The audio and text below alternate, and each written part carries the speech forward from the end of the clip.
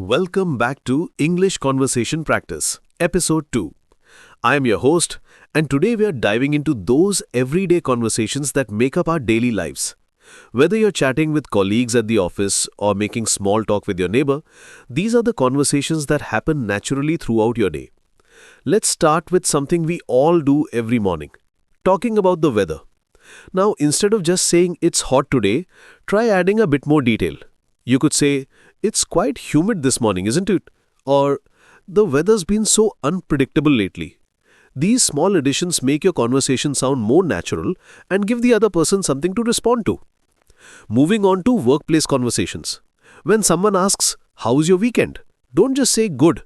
Try something like, it was relaxing, I caught up on some reading. Or, pretty busy but I managed to visit my parents.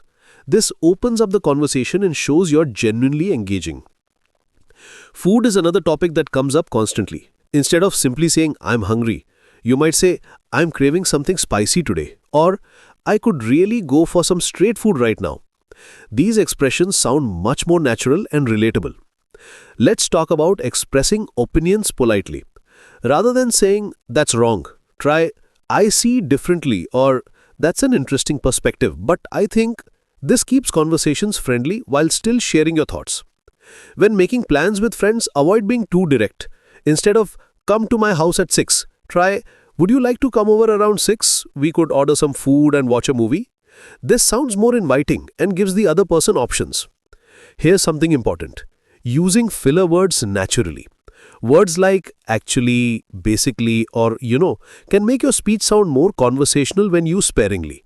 For example, actually, I was thinking we could try that new restaurant. Sounds more natural than jumping straight to the suggestion. Finally, let's practice ending conversations gracefully. Instead of abruptly saying, I have to go, try, it was great talking to you, but I should probably head out now. Or, I don't want to keep you, but thanks for the chat. Remember, the key to natural conversation is being genuinely interested in the other person and responding with more than just one-word answers. Practice these patterns and you'll find your daily conversations becoming much more engaging and natural. That's all for today's episode. Keep practicing and I'll see you next time for more conversation tips.